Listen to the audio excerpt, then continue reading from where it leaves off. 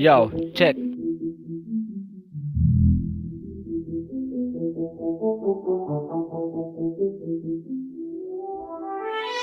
Ito panimula ko na unang kabanata sa unang pahina. Dati lang kinakahiligan pakinggan hanggang sa nagagawa. Ginagawa ko na. Ako yung batang makatang sa pagrap, ninanasa mapasama makasamba sa dablado, makatama sa bawat mga palakpakan nila. Kahit pa tinatawanan ng iba sa pagbubulong lagi na mag-isa, natutulala na malala pero may pinapala sa isip ng malala.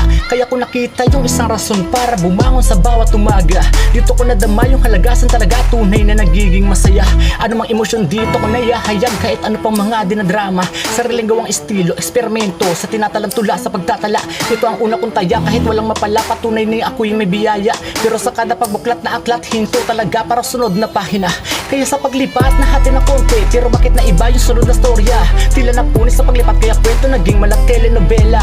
May kalagip na panalangin na parang nobena, ito na yung pagpapamilya. Di inaasahan sa pag-aapura, ito na yung tinatawag na batang ama. Kaya hindi ako mapapagod maging estudyante ng buhay. Mas pinapalawak, nakikita ang tunay na kulay, ang sarap mabuhay. Mas nakikita ang tunay sa pagpapahalaga bawat bagay-bagay. Kaya lalakbayin hanggang makamit ko ang inaasam-asam kong tagumpay. Hanggang sa bumabalik pagkakasabik na nabek ulit, bumalik yung music na para bang nag-iiba yung ihip na may umaakit. Kaya pinit ulit umukit, kaya sa pagbabalik na yung mga sugat ng bawat mga tinik na iwinawaglit kahit saglit na naging dahilan upang mag-apoy dibdib at lumiyap pa ng mahigit.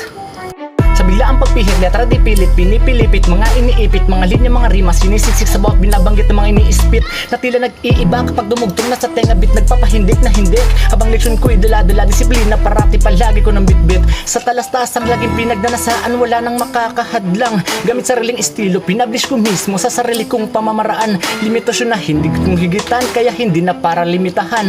Mga nasimulan, inaasam, sunod na henerasyon, makilala yung sam kasabi ng pinagmulan. Sa paglalakbay bawat mga lagusan, iba't iba din yung agos na pupuntahan. Sarili talaga mismo kalaban, kailangan labanan kahit napahirapan. Di na para pagpaangat, ang paangasan wala nang kailangan pang patunayan.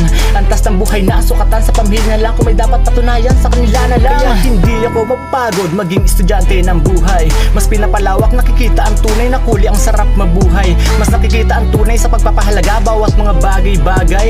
Kaya lalakbayin hanggang makamit ko ang inaasam-asam kong tagumpay. Damn!